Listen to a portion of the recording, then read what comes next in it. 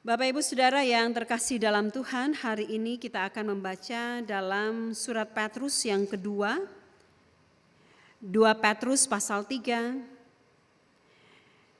Kita akan baca ayat 8 sampai ayatnya yang ke-15. 2 Petrus pasal 3 ayat 8 sampai ayatnya yang ke-15. Bagian ini dibawa judul Hari Tuhan.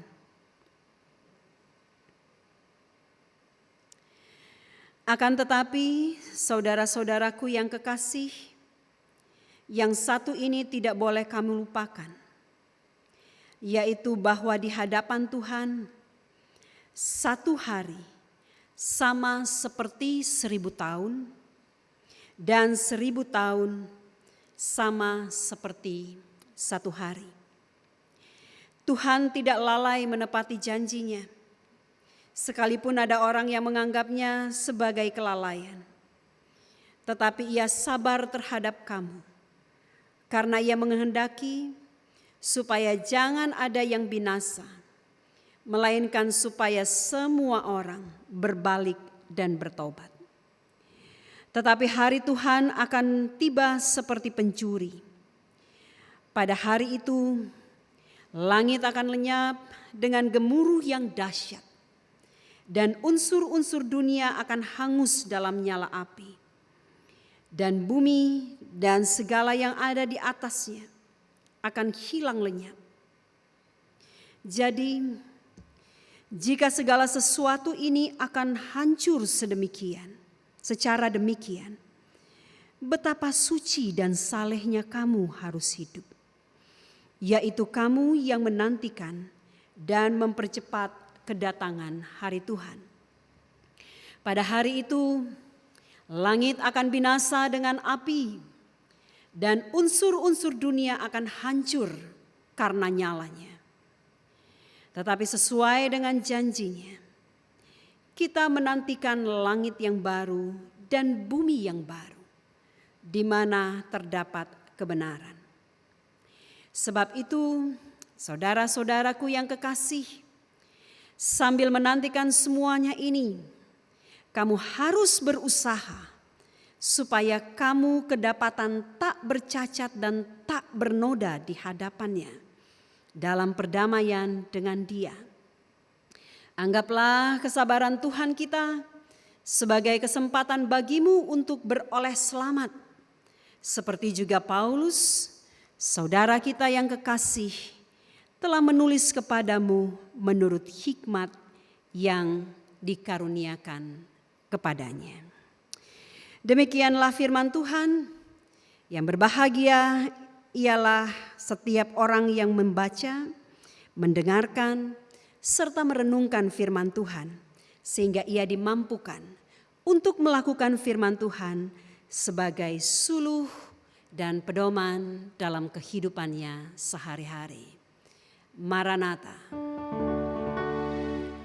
Maranatha, Maranatha, Maranatha.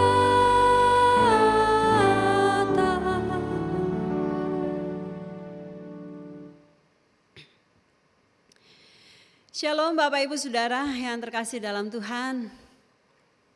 Piye kabare? Saya ya, dari sayap kiri bilang saya di sini, Ape di sana, so far so good gitu ya. Bapak Ibu Saudara, walaupun sebenarnya kita harus akui ada situasi yang sangat tidak mengenakan sebenarnya di dalam perjalanan hidup kita di akhir tahun ini, paling tidak mulai bulan Maret kemarin. Dan tadi pagi, ini hari Minggu pertama yang saya menangis melihat ada postingan begitu. Postingan grup GKI Salatiga dengan pengumuman bahwa hari ini memang tidak ada ibadah onsite, dan sesuatu yang membuat saya merinding, menangis, tidak pernah membayangkan selama hidup saya adalah tidak ada ibadah onsite, tidak ada ibadah offline begitu di dalam gereja mulai 29 November sampai tanggal 1 Januari. Apa yang mengganggu saya? Ini adalah Natal pertama kita tidak bertemu satu dengan yang lain. Ini adalah Natal pertama bagi kita untuk melihat benarkah penghayatan kita terhadap Natal selama ini. Karena selama ini yang kita khotbahkan tentang Natal, yang kita khotbahkan tentang Minggu Advent adalah perayaan, selebrasi begitu. Jadi makanya ada begitu banyak panitia, biasanya panitia sudah mulai terbentuk mulai bulan-bulan berber ya, September, Oktober. Ya sudah ada panitia sibuk dengan urusan-urusan rapat, memprepare segala sesuatunya dan berusaha untuk mempersembahkan yang terbaik. Untuk apa? Untuk perayaan. Untuk apa? Untuk pesta iman. Tetapi apakah itu betul-betul menjadi bagian yang kita hidupi dalam hidup kita? Nah, saya tadi pagi ada di dalam perenungan bahwa inilah saatnya bagi kita untuk kita melihat apa artinya Minggu Advent bagi kita. Ada 4 minggu. Apa artinya bagi kita untuk kita merayakan Natal?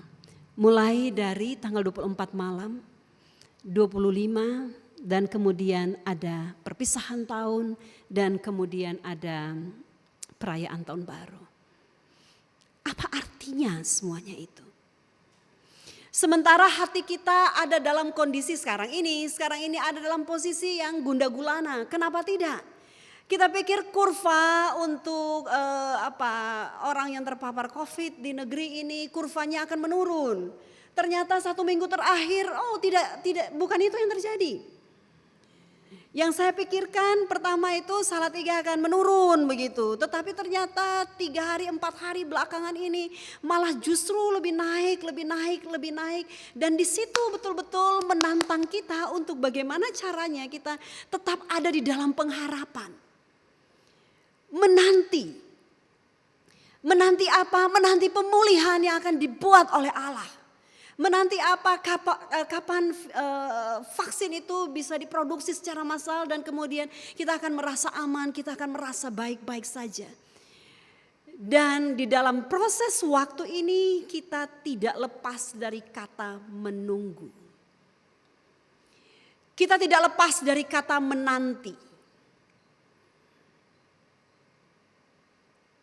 Kalau orang yang lagi kasmaran ya, lagi bucin ya, mabuk cinta ya. Kata menanti biasanya itu pada akhirnya menjadi bahasa yang bisa merayu pasangannya gitu. Pacarnya belum datang-datang, dia akan mengatakan, "Ku akan menanti meski dalam penantian panjang." Matanya berbinar-binar begitu, berharap bahwa pacarnya tahu bahwa dia itu adalah orang yang setia. Dan seolah-olah dia menanti dengan sukacita begitu. Itu kalau orang yang lagi bucin, mabuk cinta.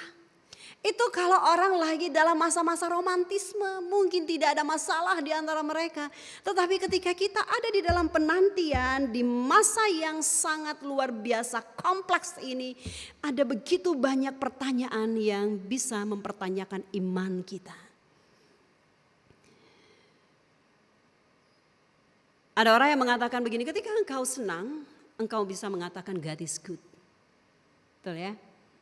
God is good all the time. Di status-status WhatsApp, di story Facebook, Instagram, God is good. Kenapa? Karena menerima kelimpahan. Kenapa? Karena menerima begitu banyak berkat Tuhan. Menerima begitu banyak sukacita. Tetapi pertanyaannya ketika kita ada di dalam pergumulan, apakah kata menanti itu akan membuahkan God is good? Apakah di dalam penantian yang seperti itu kita akan mampu untuk mengatakan syukur kepada Allah? Ketika yang ada di depan kita gambarannya itu adalah sebuah potret kekelaman. Mau dibawa kemana keadaan kita? Mau dibawa kemana posisi iman kita? Dan ternyata ketika lahir satu tema hari ini menanti dengan aktif, Ada satu bagian bacaan Alkitab di dalam surat 2 Petrus pasal 3 ayat 8 sampai 15. Di sana menceritakan juga tentang waktu. Dan di sini dalam tanda kutip kita dipaksa, kita ditarik untuk bisa melihat apa konsep waktu yang dikonsepkan oleh Allah. Apa yang mau dimaksudkan di dalam 2 Petrus ini tentang waktu di dalam pemandangan mata Allah. Karena ternyata di dalam pemandangan mata Allah tidak sama seperti yang kita pikirkan. Ayat 8 di situ dikatakan saudara-saudaraku, tetapi saudara-saudaraku yang kekasih, ingatlah tentang hal ini. Apa itu? Bahwa di hadapan Allah 1000 tahun sama dengan 1 hari. Dan 1 hari sama seperti 1000 tahun. Saya curiga penulis lagu 1000 tahun tak lama, hanya sekejap saja. Kalau bisa di zoom, hanya sekejap saja, jadi hanya kayak ting gitu kan. Hanya, oke, sip. Paling hanya membutuhkan 2 detik ya untuk zoom. Tik, enggak usah, oke. 1000 tahun tak lama, hanya sekejap saja, kita akan bertemu lagi. Aku tidak yakin kalau misalnya dalam masa ini kita menunggu pemulihan ya. Apalagi keluarga lagi berantakan begitu, ekonomi lagi porak-poranda, kerjaan gak jelas begitu, COVID ada di mana-mana. Kemudian ada begitu banyak tantangan anak-anak kita dengan gadget mereka, kita tidak bisa lagi untuk mengendalikan mereka begitu. Ada begitu banyak kekhawatiran. Benarkah kita mampu untuk menghayati bahwa 1000 tahun itu sama seperti 1 hari? Benarkah kita bisa menghayati bahwa 1 hari itu adalah 1000 tahun? Dan ternyata di sini mau mengatakan bahwa itu adalah waktu dalam pemandangan mata Tuhan yang diberikan kepada kita sebuah ruang untuk kita bisa berefleksi. Untuk kita bisa mengevaluasi. Yang saya takut begini, orang memikirkan bahwa waktu saya masih panjang di dunia ini. Kenapa? Umur saya baru 44 tahun.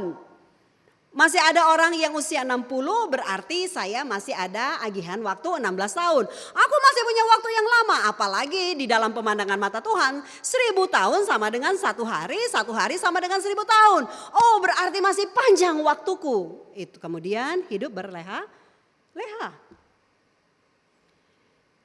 Waspadalah. Kalau kita tidak mampu untuk melihat ada apa yang mau diceritakan oleh Tuhan di dalam waktu yang diberikannya. Yang saya takutkan hanya satu.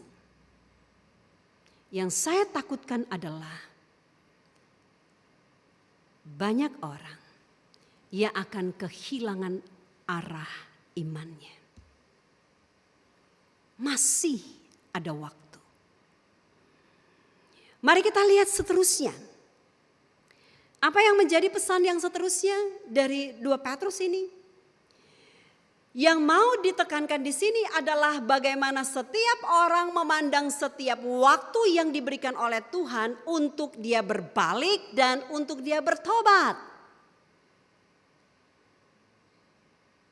Berbaliklah kepada Allah. Kenapa? Karena dunia ini terlalu banyak menyibukkan engkau. Kenapa? Karena semua kebutuhanmu, semua pergumulanmu, semua penderitaanmu menyedot fokusmu dan kemudian engkau tidak lagi fokus dengan Allah.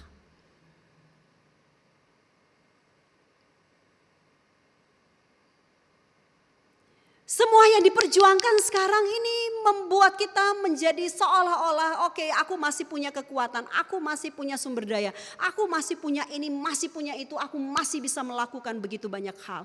Dan kita melupakan sisi-sisi spiritual, sisi-sisi kerohanian kita, bagaimana kita harus betul-betul tetap berbalik kepada Allah. Hidup dalam pertobatan. Dan konsep yang paling indah yang ditawarkan oleh 2 Petrus ini, si Rasul Petrus ini adalah konsep hidup di dalam kesalehan. Kenapa? Karena pada waktu itu jemaat-jemaat pada waktu itu mengalami begitu banyak masalah karena ada banyak guru-guru palsu. Guru-guru palsu yang mau mengatakan bahwa Injil itu punya kelemahan. Injil itu enggak benar. Bahwa sebenarnya akan ada datang hari Tuhan dan hari Tuhan itu sekarang. Nanti akan ada ini dan itu tanda-tandanya sudah mulai dekat gitu. Saya sangat yakin dalam pengalaman iman kita sampai hari ini ada begitu banyak orang yang berusaha di dalam konsep mereka yang mengandalkan dalam tanda kutip penglihatan-penglihatan mereka mengatakan bahwa situasi-situasi sekarang ini adalah situasi-situasi akhir zaman. Kenapa? Karena banyak bencana alam. Kenapa? Karena banyak kerusuhan. Kenapa? Karena banyak bangsa melawan bangsa. Kenapa? Karena ada pandemi yang luar biasa, panjang dan menakutkan ini. Kemudian ada orang sudah mulai terpengaruh dengan itu. Bacaan kita di Advent yang pertama kemarin dikatakan tidak ada seorang pun yang tahu tentang hari Tuhan. Para malaikat-malaikat enggak tahu, orang-orang saleh enggak tahu, anak pun enggak tahu, yang tahu itu hanyalah Bapa.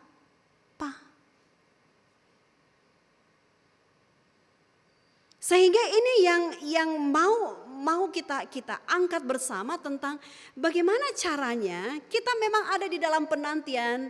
Pertama, kita menantikan second coming, itu kedatangan Yesus yang kedua kali, oke? Dan yang kedua, kita menantikan ada pemulihan di dalam hidup kita. Sudah deh, kita nggak usah berteori dulu yang panjang-panjang dan yang kita tidak tahu itu. Mari kita hidupkan penantian kita kini dan di sini. Menantikan dengan aktif. Maksudnya ketika engkau sudah mengalami pertobatan. Tunggu, sebenarnya pertobatan dulu atau hidup saleh dulu sih? Bertobat dulu baru saleh atau saleh dulu baru bertobat?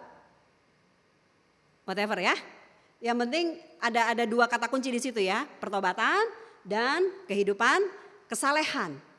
Saya yakin kalau orang sudah ada di dalam pertobatan, hidupnya akan berusaha untuk mengikuti apa yang menjadi pesan dari pertobatan itu. Apa isi dari pertobatan? Apakah engkau menerima kasih karunia Allah? Apa itu kasih karunia Allah? Semua yang difirmankan Allah di dalam Kristus. Apa yang difirmankan Allah di dalam Kristus? K-A-S-I-H. Kasih. Di dalam kasih itu ada kebenaran, di dalam kasih itu ada keadilan, di dalam kasih di situ ada kejujuran.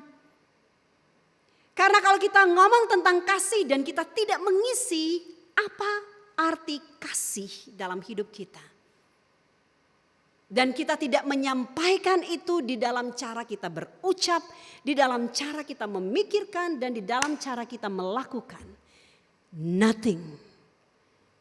Kehidupan kita sebagai umat Allah.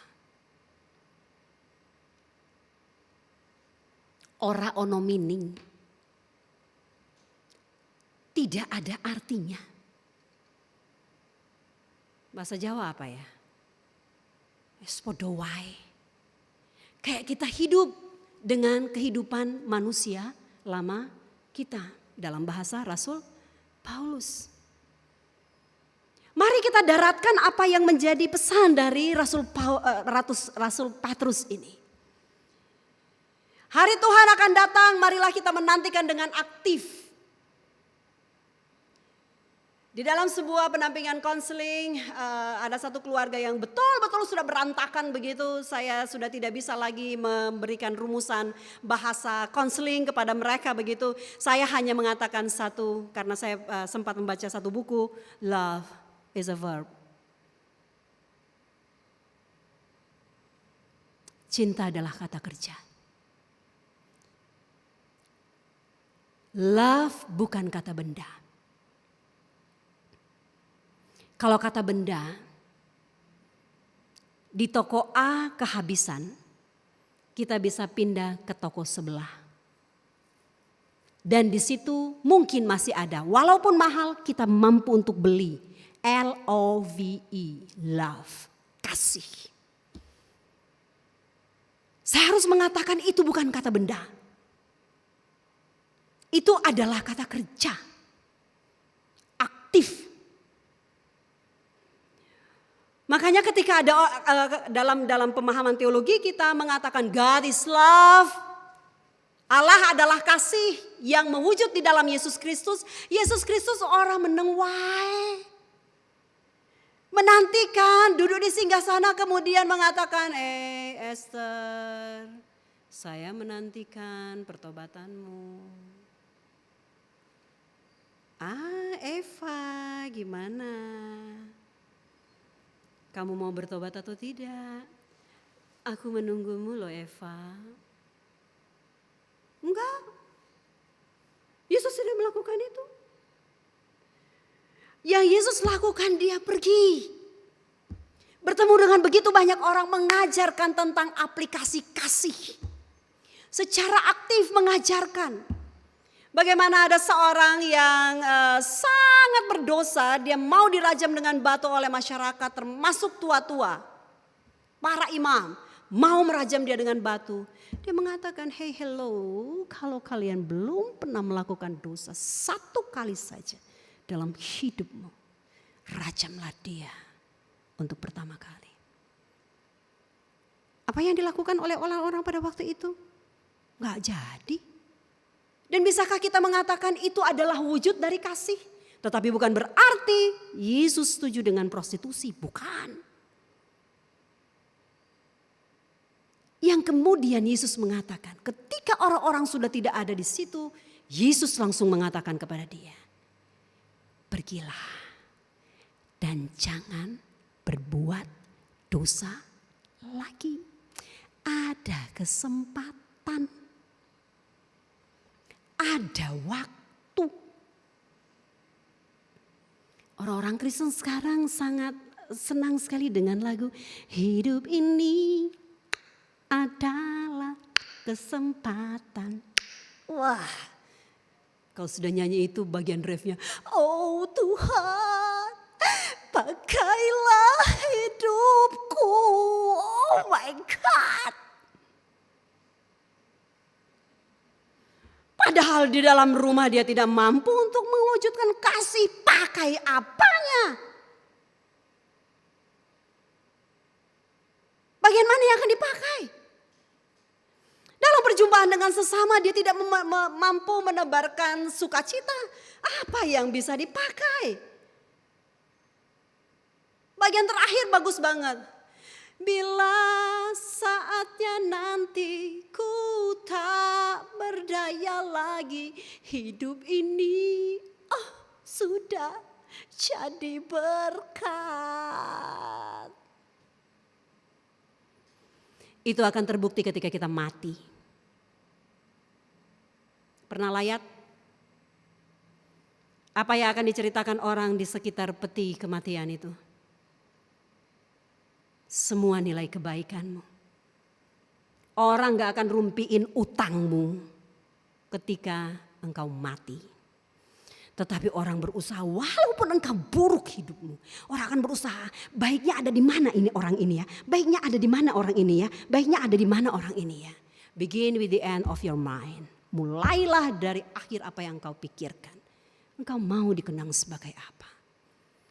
Karena itu aktifkan. Aktifkan penantianmu di dalam Tuhan. Karena tidak ada syarat mati. Bisa juga saya sekarang berkhotbah lagi berapi-api, sebentar malam aku sudah gak ada, di grup-grup WA gereja pasti akan langsung mengatakan, Bu Esther wesedo gitu. Tadi lagi khotbah di tempat kami, ampun lagi ramai rekaman, bagus-bagus kok. Who knows? Pertanyaannya apakah si Esther yang akan mati itu sudah melakukan? Sudah aktif di dalam penantiannya terhadap second coming, terhadap kedatangan Tuhan yang kedua kali. Ataukah hidupnya hanya perayaan? Ada salib, ada jas, ada bagian kolar yang seperti ini, ada high heel kalau di atas mimbar, rapi di atas mimbar. Apakah hanya itu yang akan diceritakan oleh orang? Enggak. Penantian aktifmu adalah bagaimana mewujudkan kasih dalam hidupmu. Makanya Rasul Petrus mengatakan, anggaplah atau pakailah kesabaran Tuhan. Maksudnya ketika Tuhan masih menganggap satu hari itu sama seperti 1000 hari, itu berarti kita masih punya waktu. Tuhan masih ada di dalam kesabarannya, oke, untuk kita mengerjakan karya selamat yang Tuhan sudah kasih. Yaitu pertama, berbalik kepada Allah, jangan sampai kita keluar dari frame, dari bingkai rancangan keselamatan Allah. Hidup saleh bukan hidup yang salah. Dengan apa? Aktiflah mewujudkan kasih. Saya senang dengan dengan iklan. Saya masih berapa menit lagi? 3 menit mungkin ya. Saya sangat senang dengan iklan pakai masker. Oke. Karena di awal-awal ketika kita semua disuruh pakai masker, apa yang terjadi? Penolakan, betul ya? Berusaha untuk denial bahwa memang ada pandemi. Tetapi ketika ada iklan masker seperti ini, maskermu untuk aku. Jadi maskerku itu adalah untuk orang lain. That is love. Itu kasih. Sederhana loh. Pakai masker. Maskerku adalah untukmu. Ketika aku taat dan setia dengan semua aturan, dan itu membawa pada nilai-nilai kemanusiaan didasarkan pada kasih Kristus. Ketika engkau melakukannya untuk Tuhan, engkau melakukannya untuk orang lain, saya terlalu yakin secara pribadi kita menjadi orang-orang yang diberkati oleh Allah. Tidak usah mencari definisi yang terlalu sulit tentang menantikan dengan aktif. Kerjakan apa yang engkau tahu mulai dari kitab Kejadian sampai Wahyu. Yang itu ada di dalam frame kasih. Mulai dari mana? Mulai dari diri sendiri. Ku mulai dari diri sendiri. Setelah sudah mulai dengan diri sendiri, sudah berdamai dengan diri sendiri, berdamai dengan masa lalu yang terjadi dalam hidup kita secara pribadi, kita akan sanggup untuk mengatakan, ku mulai dari keluargaku. Oke. Keluarga kita sudah diberkati, merasakan kelimpahan berkat. Tuhan menyuruh kita untuk keluar. Jadi saksilah engkau, dimanapun engkau diutus, kemanapun engkau pergi dan berada, dan kepada siapa engkau berjumpa. Saudara, ini minggu Advent yang paling aneh sepanjang hidup kita. Yang paling mencekam. Karena kita menantikan pemulihan atas dunia ini. Mari kita menikmati kehidupan normal baru ini. Dengan tetap mengandalkan kasih Kristus. Ingat, pakai masker. Jangan lupa bawa hand sanitizer, cuci tangan, dan kita menjaga jarak. Itu adalah cara yang sederhana. Kita mengasihi Tuhan, mengasihi orang-orang yang hadir di sekitar kita. Selamat tetap hidup dalam imanmu. Pastikan dirimu ada di dalam iman, di dalam Kristus. Hidupmu yang berbalik kepada Allah. Itu adalah hidup di dalam pertobatan, hidup di dalam kasih, dan hidup di dalam perdamaian. Dengan diri sendiri, dengan Allah, dengan sesama dan semua orang yang ada di sekitar kita. Ebenezer, sampai di sini Tuhan sudah menolong. Amin.